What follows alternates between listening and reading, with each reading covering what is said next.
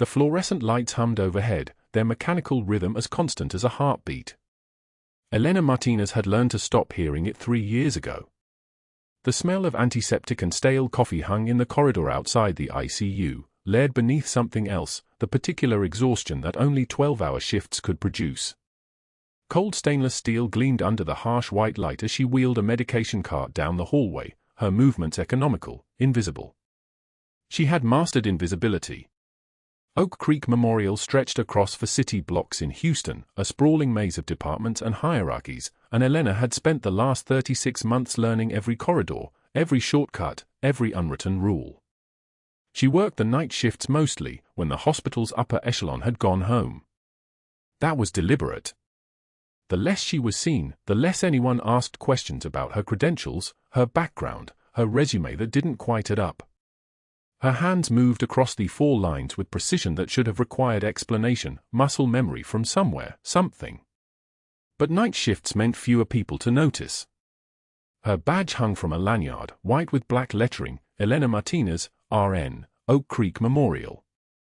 Nothing unusual. Nothing that revealed anything.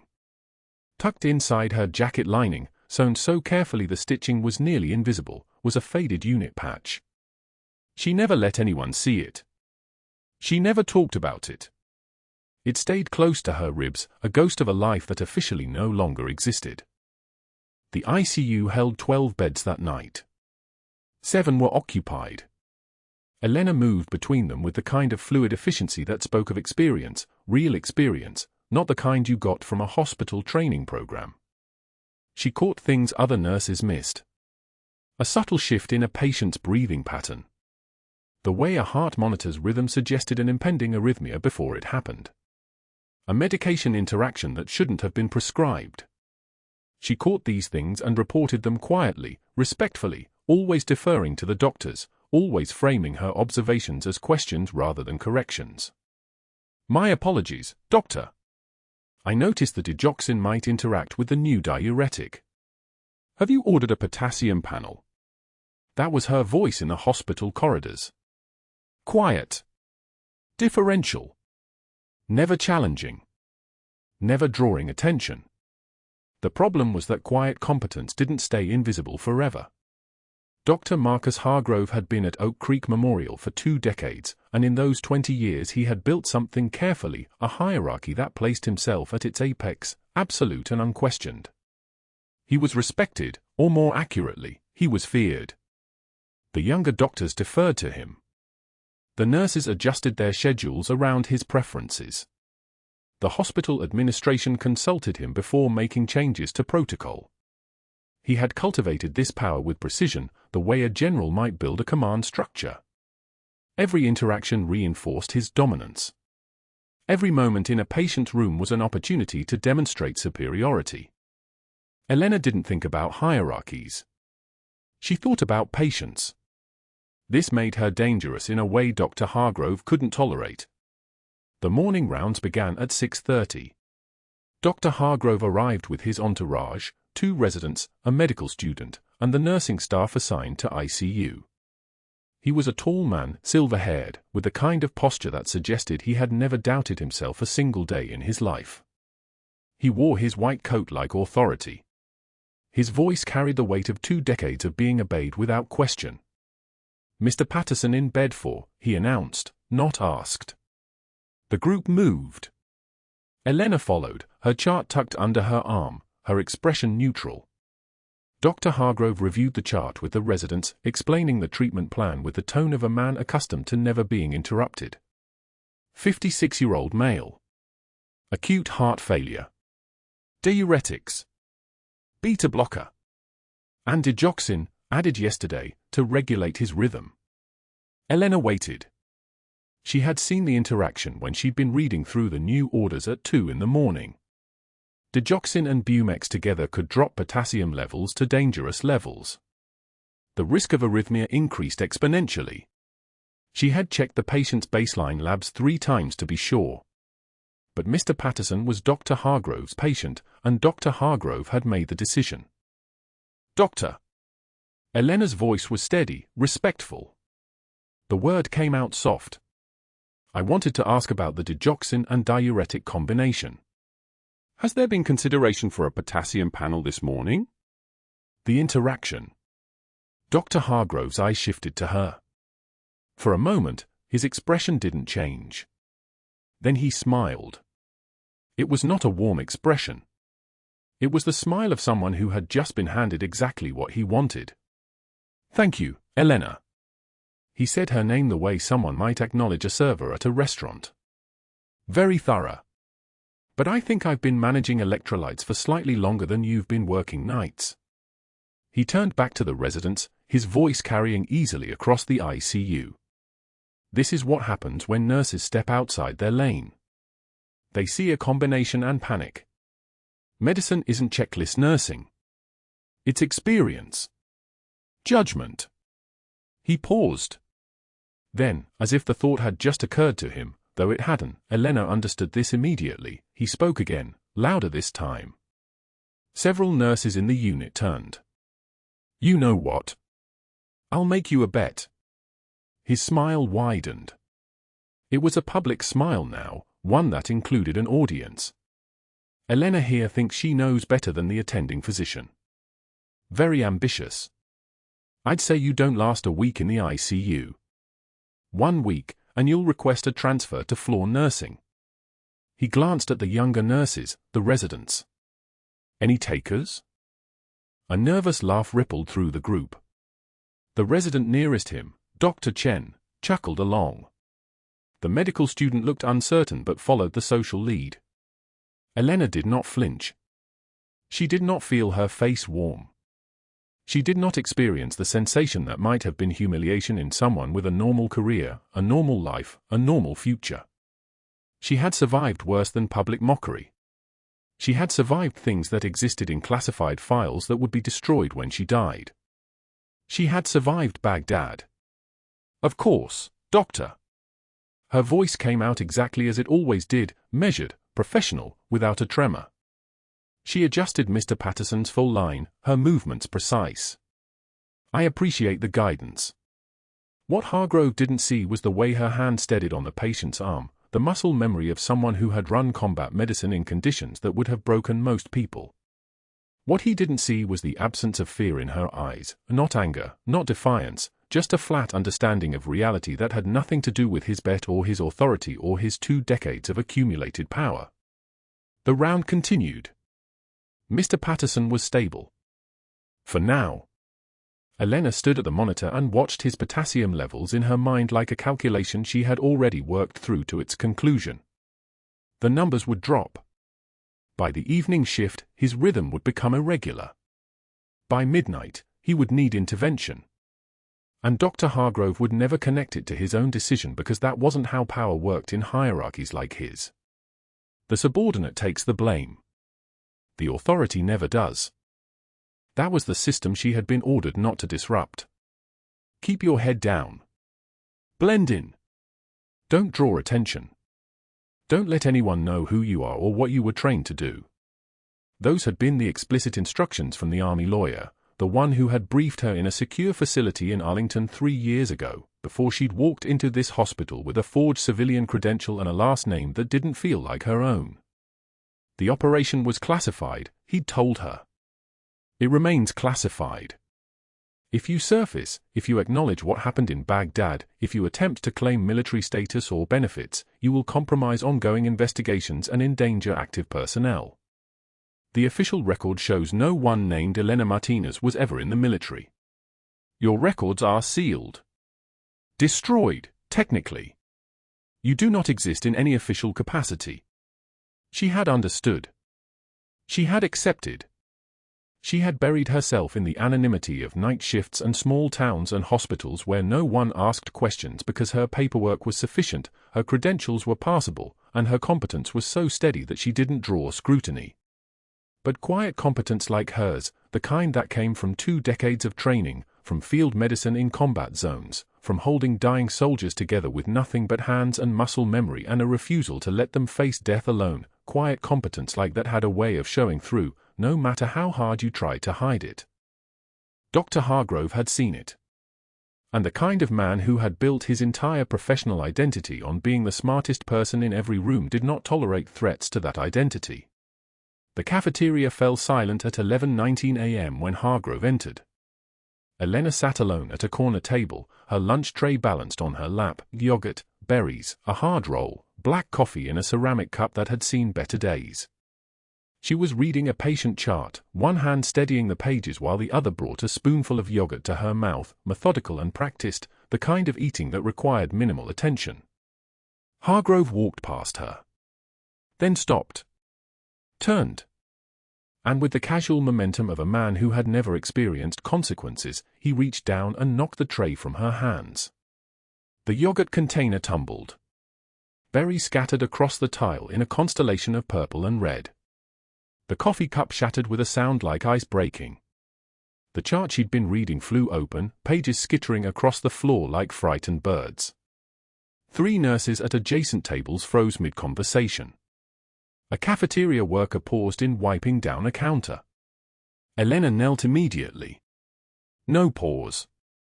No intake of breath. No moment of shock or humiliation that Hargrove was clearly waiting for. She simply bent down, gathered the pages methodically, and began collecting the fruit that had rolled across the tile. Hargrove stood above her, watching. Waiting for something, a tremor in her hands, a crack in her composure, some sign that the machinery inside her was breaking the way it was supposed to break.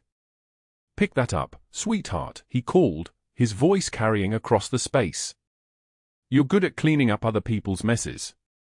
The 2 nurses at the nearest table exchanged a glance, the kind exchanged between people witnessing something they knew they should interrupt but wouldn't. The cafeteria worker looked away. Elena continued gathering the berries, her movements the same steady rhythm they'd been a moment before. She didn't flinch. She didn't pause to meet his eyes or deliver a comeback. She simply finished collecting the food, stood, dumped it into the waste bin, gathered the broken pieces of the cup, and walked to get paper towels. The whole sequence took 43 seconds. By the time she returned to wipe up the yogurt smear, Hargrove had already left. The message was delivered anyway. And more importantly, he had delivered it. He had made himself visible as the aggressor, and the silence in the cafeteria confirmed that everyone had seen. 2 days later, in his office, Hargrove threw her charting across his desk. The papers exploded outward like a deck of cards caught in wind. They settled across the floor, across the desk, across the leather chair. Elena stood motionless in the doorway. He was watching her face. Waiting. The same predatory patience a man develops when he has spent 20 years breaking people who depended on his approval. "File that properly," he said, his voice conversational, almost friendly. The danger was in the contrast. "I shouldn't have to explain basic organizational protocol to someone who's been here 3 years." He sat down and opened his computer, dismissing her.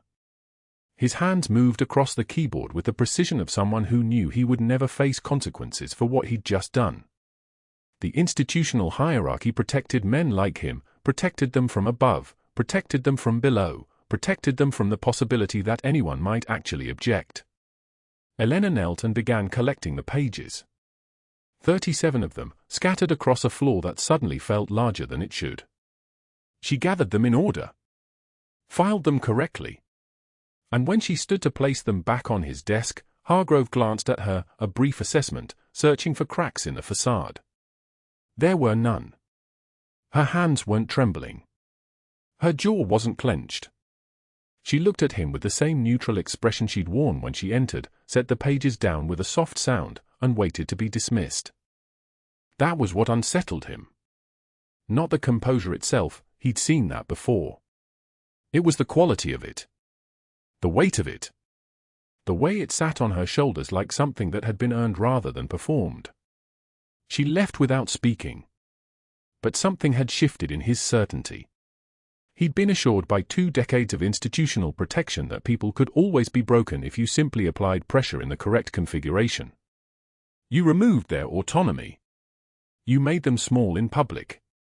You forced them to watch themselves humiliated in front of people they worked alongside.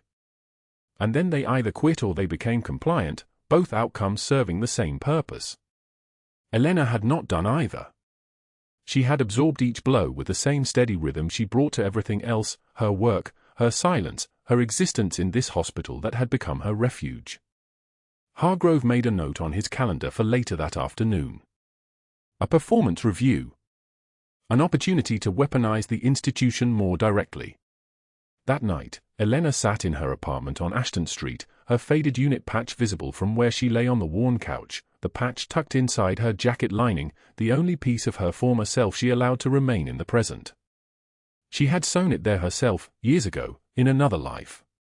A faded rectangle of cloth with insignia so worn the colors had nearly disappeared, like a scar that had healed into almost nothing. Her hands moved across the fabric absently, muscle memory finding the texture even in the darkness. 20 years. That's how long she'd been trained to absorb punishment without breaking.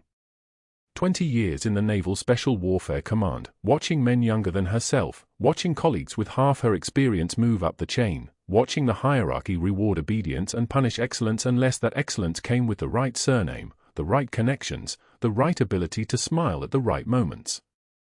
She'd left that world. Or thought she had.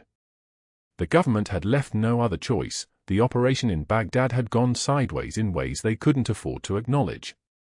3 days of extraction, 14 hours of medical intervention in a bombed-out clinic, a child soldier saved who shouldn't have been saved because his rescue was never supposed to happen.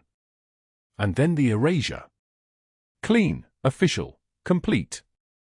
Her record sealed. Her rank removed from public databases. Her existence deleted from every system that mattered.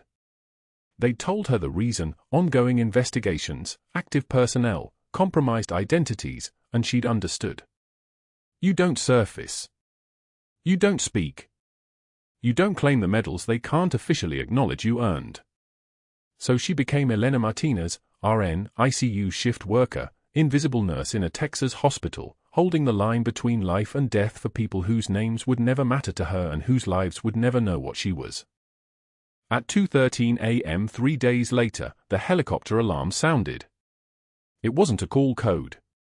It was a full red emergency, mass casualty incoming, trauma unit activation, all available personnel to the ER. The overhead speaker crackled, incoming 2 minutes. Multiple gunshot wounds. Military transport. All trauma personnel stat.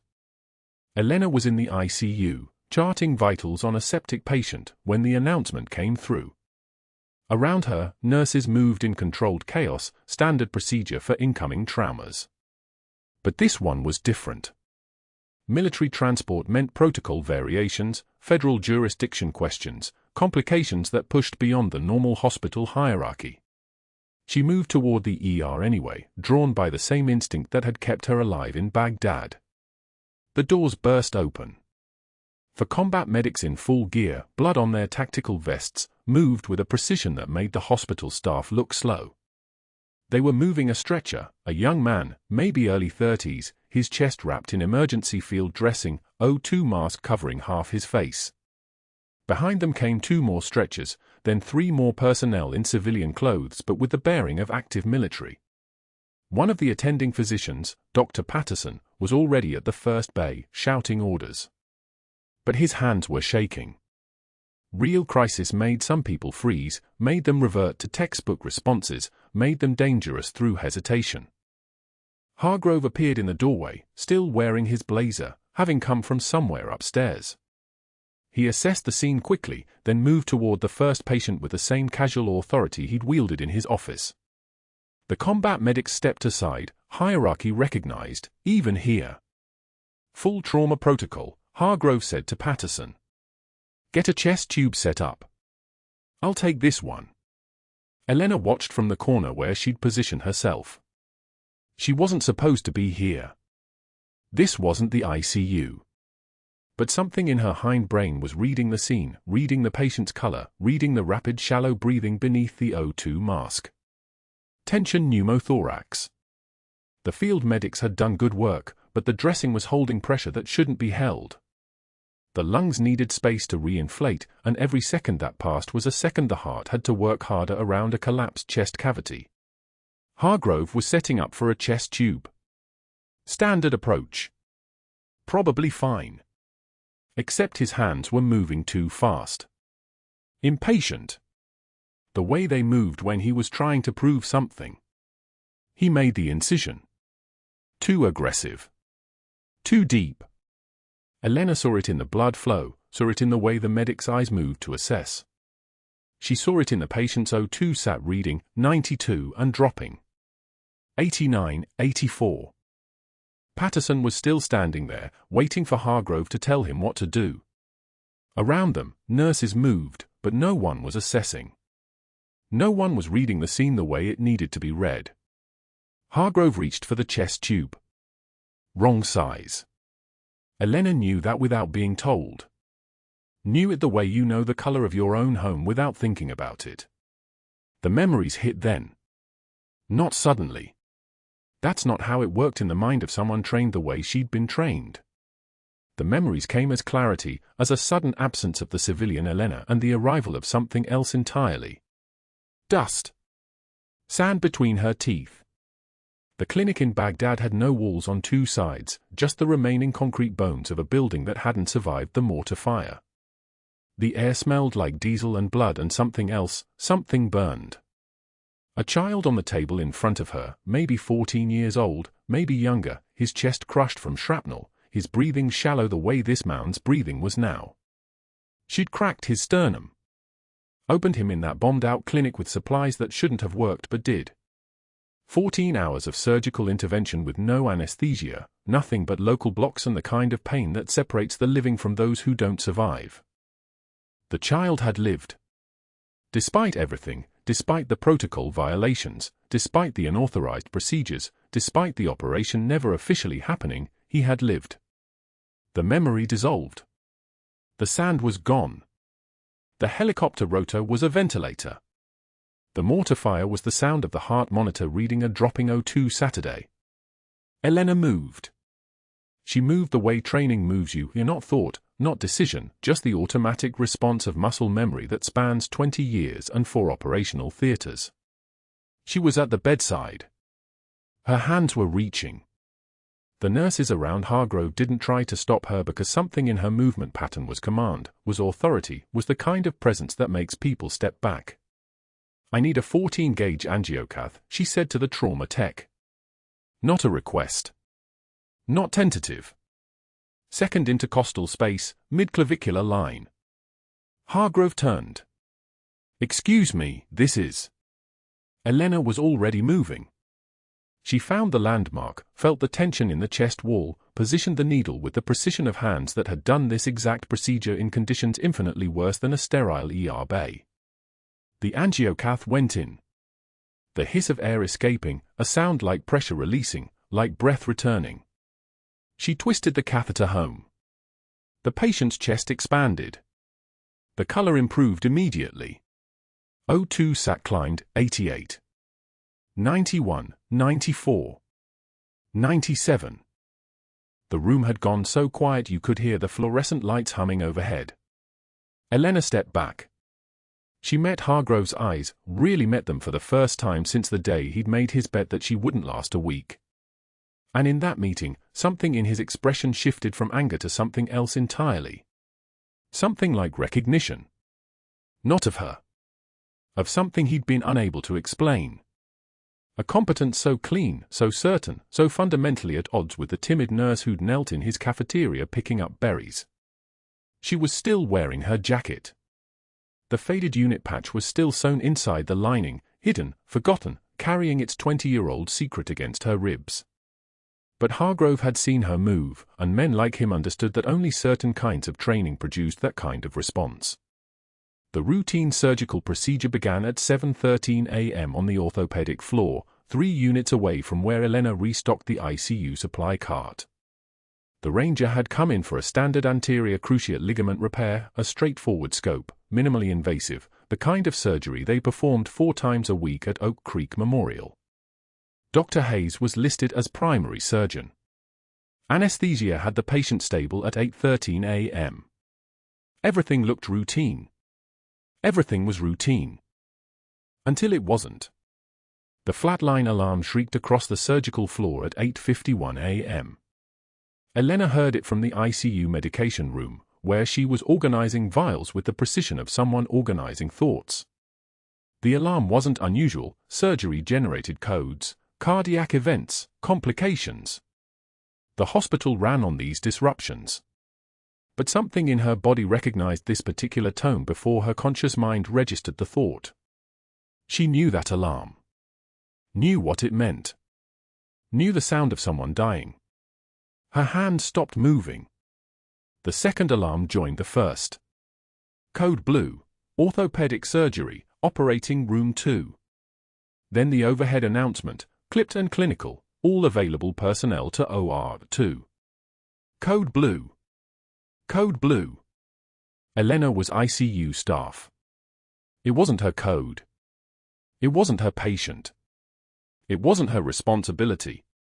She could remain here, finish her task, chart her medication counts, and pretend she hadn't heard. The hospital had protocols, chain of command, scope of practice. Nurses stayed in their assigned units.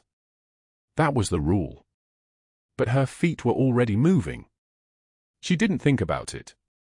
Her legs carried her through the automatic doors before her mind caught up to what her body was doing. Muscle memory took over, the kind of muscle memory that lived in bone and tendon and neural pathways that had been forged in a bombed-out clinic in Baghdad 20 years ago, when a child soldier with a collapsed lung had arrived bleeding onto a stretcher and there was no one else to save him. Her body remembered the urgency. The focus. The narrow tunnel of necessity that made everything else disappear. 3 units away became hallway, distance became stairwell, became the orthopedic floor. Elena's badge clattered against her ribs as she moved, the unit patch sewn into her jacket lining pressing against her skin like a secret kept too long. Her scrubs whispered against her legs. The hospital smelled like antiseptic and fear, that particular copper and ozone tang that came when resuscitation teams moved fast. The OR doors were controlled access. She didn't hesitate. She badged through and walked into the chaos with the certainty of someone who had walked into much worse. The resuscitation team was deep in the panic cycle. 3 nurses, a resident, the anesthesiologist barking orders, and everything was noise and movement without direction. The ranger lay on the surgical table, chest exposed, incisions already opened from the ACL repair. His skin had taken on the blue-gray pallor of someone whose oxygen saturation was crashing. The monitor showed a flat line that had persisted for 97 seconds. The resident was doing chest compressions, ineffective compressions, the kind that came from training but not from experience, the kind that didn't understand the architecture of a chest cavity under crisis. Elena stepped into the space between the monitors and the surgical field. Stop. One word. Her voice had changed. Dropped an octave.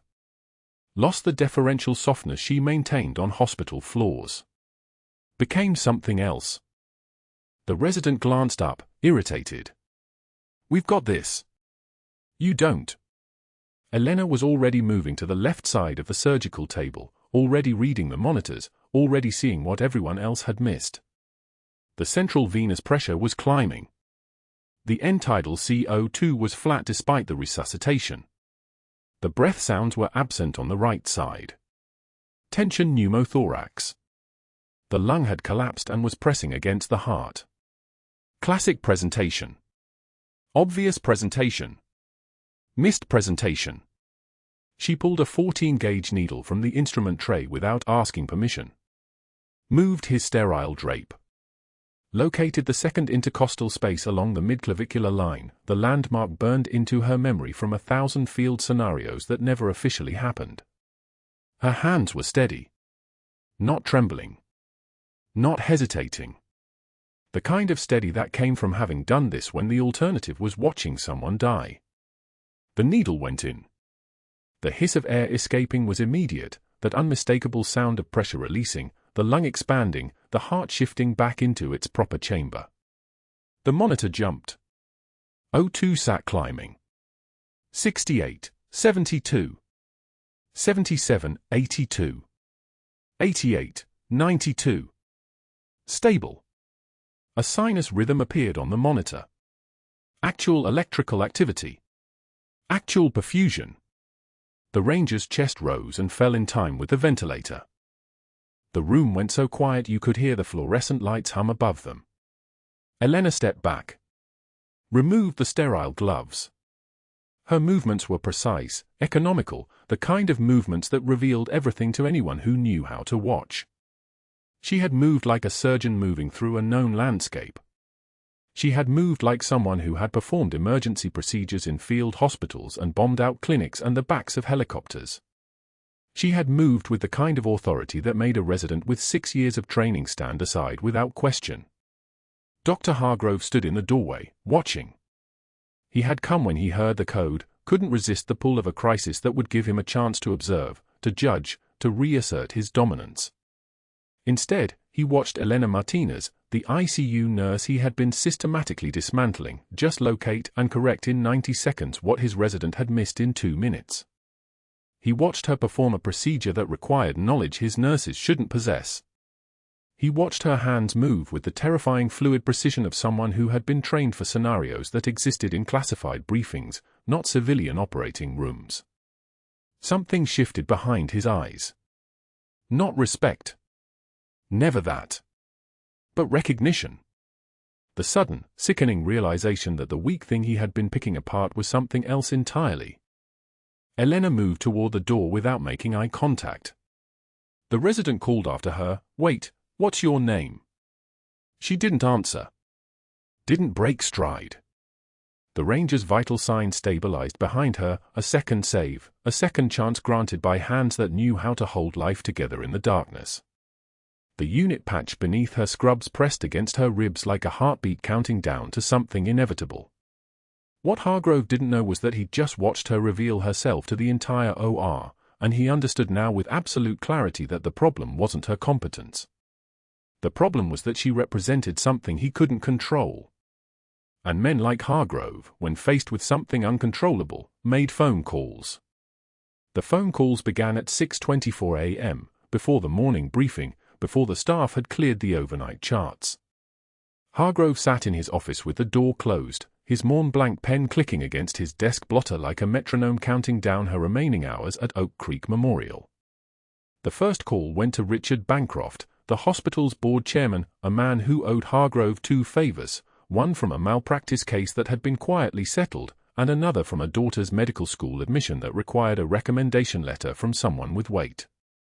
The conversation lasted 90 seconds. "Richard. Hargrove. I need your discretion on a credential concern." He paused, letting silence do the work. "We have a nurse, Elena Martinez, who's been performing procedures well outside her scope. Nursing scope. I'm concerned about institutional liability." Another pause. The power of Hargrove's voice wasn't in volume. It was in the absolute certainty that what he said would be acted upon. "I'm going to need the board to support a termination on grounds of protocol violation. For the record, I flagged it immediately. Protecting the hospital. You understand?" He didn't wait for an answer. He hung up. The second call went to a contact at the Texas Medical Board, specifically to an investigator named Paul Chen, a man who had once needed Hargrove's signature on a letter testifying to the competence of a colleague under review. Chen answered on the first ring, which meant he recognized the caller ID and the debt it represented. "Paul. Hargrove here. I have a concern about a nursing credential that may not be legitimate." The lie was surgical in its precision. The nurse in question, Elena Martinez, has demonstrated medical expertise in trauma procedures that don't align with her official training history. Needle decompressions. Advanced interventions. The kind of knowledge you'd expect from someone with military combat medicine background, but her file shows standard RN education from Houston Methodist. He let that sit. "I'm wondering if her references check out. If there might be irregularities in her credential documentation. You might want to initiate a quiet review. For due diligence." By 7:15 a.m., he'd made 7 calls. To the board. To the investigator. To 3 former employers listed on Elena's application, calls where he asked careful questions that planted seeds. I'm just trying to understand the gaps in her employment timeline. Does that seem unusual to you? He never accused. He never needed to. He simply provided the framework, and people filled in the accusations themselves. The third wave of calls went to hospital administrators, to legal, to HR. By 8:36 a.m., there was a written complaint in the system. By 9:53 a.m., there was a formal investigation pending. By 10:24 a.m., the narrative was established: Elena Martinez had violated protocol. She had exceeded her scope of practice. She had put patients at risk through unauthorized procedures. The fact that those procedures had saved a life was irrelevant to Hargrove's argument. In fact, it was worse. A nurse who could save lives in ways doctors couldn't, that was a threat to institutional hierarchy. That was someone who might be asked why she knew things she shouldn't know. Security found her in the break room at 11:38 a.m., drinking black coffee with the same steady hand that had performed the decompression 16 hours earlier. She didn't flinch when the security chief spoke her name. She didn't ask questions. She simply set down the ceramic cup and followed them to HR, where a manila folder sat on a laminate desk and a woman named Patricia who had hired her 3 years ago couldn't meet her eyes. "Elena, we need to discuss the events from last night." Patricia's voice was careful, rehearsed. "There's been a formal complaint about unauthorized procedures outside your nursing scope. We've consulted with legal, and based on the hospital's liability concerns and the pattern of protocol violations, we're terminating your employment effective immediately. For cause." It's not a request. It was a command. Elena set her badge on the desk. She watched Patricia's hands trembling as she reached for it. She said nothing because nothing needed to be said. The younger nurses who'd witnessed her competence, her composure, her clinical judgment, they wouldn't speak up. Speaking up would require confronting Hargrove's network, his board connections, his ability to end careers with a phone call. She was being erased not through violence or confrontation, but through the slow institutional machinery that Hargrove had learned to operate like a master. Security escorted her to her locker in the basement break room. 4th floor ICU had prepared the space, 3 years of shift differentials and holiday pay collected in a single cardboard box. Her scrubs. Her stethoscope. And nested inside the jacket lining, the faded unit patch from her time in Baghdad, sewn into the fabric in 2004 by hands that weren't supposed to exist anymore. She held it for exactly 4 seconds. Then she placed it in the box and walked toward the parking garage without looking back. The rain started at 2:13 p.m., the same time of morning she'd been working, that brutal shift when the night finally breaks and the hospital goes quiet except for the machines that never sleep. She drove to the cemetery on the west side of Houston where the ground was wet and the headstones looked like teeth in a mouth that had swallowed everything she'd built. Her husband's grave was in the back corner, under a live oak tree that had grown another ring since she'd been here last. Thomas Martinez. 1975 to 2018. The inscription said, "Beloved husband." It didn't say a wife of a woman who couldn't tell him the truth.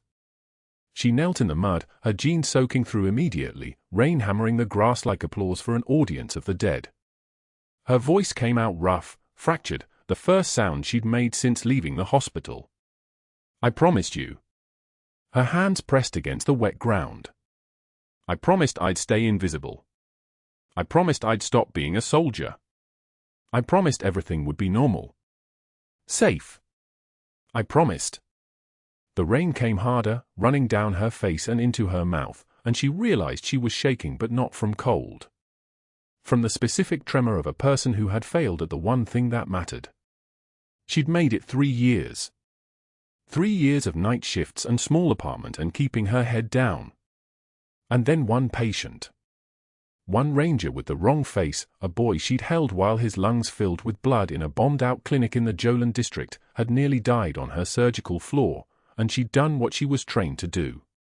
She'd saved him. And now she'd lost everything. The cardboard box sat in the passenger seat of her sedan, her badge inside it deactivated, her employment history rewritten as a liability. She couldn't go back to other hospitals. Hargrove had called people. She could feel it in the way HR had acted, in the speed of the termination, in the certainty that Patricia couldn't look her in the eye. The network had already begun its work.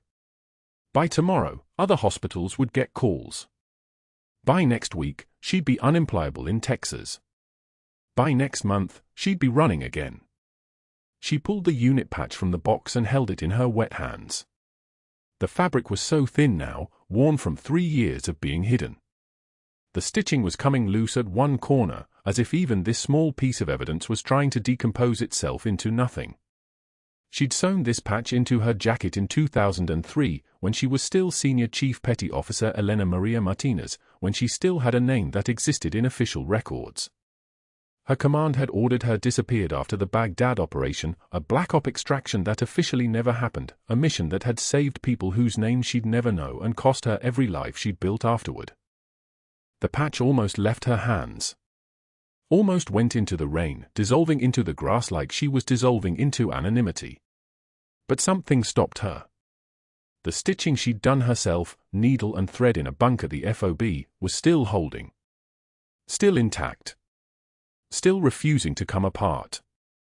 She pressed the patch against her chest, closed her eyes, and for the first time in 3 years, she felt something shift inside her, a small, almost imperceptible movement, like a piece of rebar being pulled from concrete. She didn't know yet that a young man was waking up in a surgical recovery bed 17 miles away, bandages wrapped around his ribs, asking the nurses a single question: where is she? The woman who came in the night? Where is the nurse who saved me? She didn't know that he was sitting up in that hospital bed, tears running down his face, whispering a call sign he'd held in his memory for 3 years, a name that belonged to a woman who'd taught him how to live when everyone else had given up. She didn't know that her question, asked of a dead man in the rain, had already been answered by someone who'd been waiting 3 years to give that answer. And then she heard it. Faint at first. A sound that didn't belong in a cemetery on a Tuesday afternoon. A rhythmic thumping, distant but getting closer. Growing louder. The sound of rotors cutting through rain-thick air. The sound of a helicopter descending toward Houston like a returning god. The helicopter touched down at 6:51 a.m. on a grey Tuesday, rain hammering the tarmac like bullets. The rotors kicked up spray that caught the early light and turned the parking lot into something between dawn and storm. Nurses on the 3rd floor stopped what they were doing and stared out the windows. Something about the way those rotors cut the air said this wasn't a medical transport. This was different. This was official. A military convoy pulled into Oak Creek Memorial's parking lot in formation, 3 humps, matte black, no markings. Doors opened in unison. Boots on asphalt. One after another, soldiers in pressed dress uniforms emerged, moving with the kind of synchronized precision that made hospital staff instinctively straighten their own spines. They walked through the ER entrance like they owned the building. The decorated Army Ranger was the last one through the doors. He was tall enough that he had to duck under the frame, shoulders broad enough to block the automatic sensor's light beam. His dress uniform was flawless, pressed creases sharp enough to cut, medals stacked across his chest in colors no one at Oak Creek Memorial had ever seen worn this way. He had the kind of face that had seen things, the kind of face that carried weight. And his eyes were searching. He walked straight to the reception desk. The receptionist, a woman named Marcus who'd worked at Oak Creek for 8 years without incident, looked up from her computer. The ranger didn't say hello. He didn't smile. He just looked at her with the kind of absolute focus that made her mouth go dry. Senior Chief Petty Officer Elena Martinez. Not a request. A command. I need to see her. Now. Marcus's fingers froze above her keyboard. I'm sorry, sir, I don't have anyone by that. The ranger reached into his jacket. Marcus flinched backward. But instead of a weapon, he pulled out a folder. He opened it and turned it around on the desk. Inside was an authorization letter with a Department of Defense letterhead that made Marcus's vision blur for a second. Below the letterhead was a photograph. Elena. 20 years younger, in combat fatigues, dust in her hair, blood on her sleeve. Baghdad, 2004. The date was stamped on the corner. Make the call, the ranger said. Tell whoever you need to tell that Angel 6 is here to bring Senior Chief Martinez home. Marcus's hand trembled as she reached for the phone. Within 3 minutes, every senior administrator at Oak Creek Memorial knew that there was a decorated Army Ranger in the lobby with federal credentials asking for Elena Martinez by her military rank. By the time the hospital's chief of staff appeared, the news had traveled to the ICU, the trauma bay, the surgical floor, whispered in hallways, checked and rechecked because it couldn't be right, but the ranger was still standing there, absolutely still, absolutely certain. They found Elena in her apartment in Montrose at 7:22 a.m. She was still in her work scrubs from the night shift, holding a cup of coffee that had gone cold an hour ago. When the knock came on her door, for sharp raps, military precision, she didn't move for 3 full seconds. She already knew. Somewhere in her spine, in the muscles that had spent 20 years obeying orders that didn't exist on any official record, she already knew. She opened the door. 3 soldiers stood in her doorway. Behind them, she could see more down the stairs, in the hallway, outside on the street. A SEAL team leader stepped forward. He was younger than her, maybe 35, with the kind of presence that made her apartment feel too small. He held a file folder. Senior Chief, he said, and her entire body went still at the sound of her real rank spoken aloud in daylight. We need to talk about Baghdad. Inside, he opened the file on her kitchen table. There was the photograph, her, 2004, Jolin district, face streaked with blood and dust. There was a dossier with her photograph on every page. There was a military ID she hadn't seen in 20 years. The SEAL team leader read her rank aloud, each word a separate sentence, each word a stone dropped into still water. Senior Chief Petty Officer Elena Maria Martinez. Naval Special Warfare Command. Master Diver. Combat Medic. Advanced Trauma Surgeon in the field. He paused. He turned the page. Bronze Star. Another page. Silver Star. Another page. 2 Purple Hearts. He looked up at her. And a Navy Cross. Elena's hands gripped the edge of the table. The Navy Cross. She hadn't expected, no one was supposed to know. The door opened. The ranger walked in. He was crying. Silent tears running down his face, but his voice was absolutely level when he spoke. I was 11 years old when they brought me to the clinic, he said. You were there. The American woman with steady hands. There was rubble everywhere. Half the building was gone. I remember you looked at me and you didn't look away. You just started working. You cracked my chest open right there on that table made of door frames and medical supplies you shouldn't have had. His voice cracked on the next word. You saved my life. Elena stared at him. And then she saw it, the shape of his face under the soldier's features. The boy was in there, underneath. An FBI liaison stepped forward.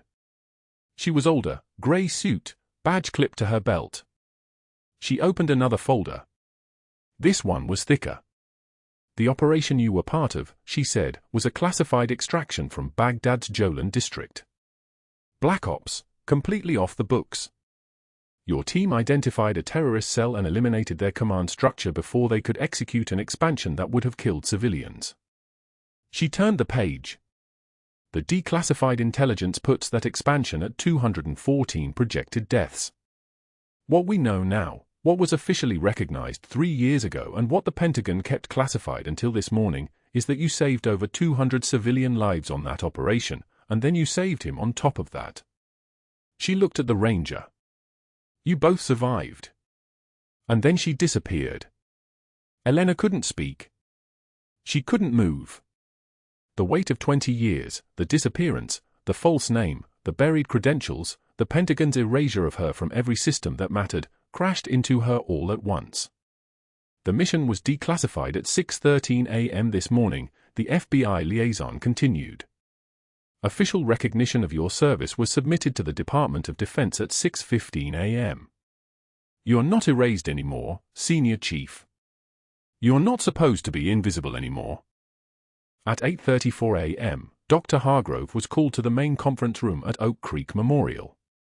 He walked in expecting a routine administrative meeting. Instead, he found himself standing in front of a camera crew. Military photographers. And standing beside a two-star general in full dress uniform was Elena. She was wearing navy dress whites.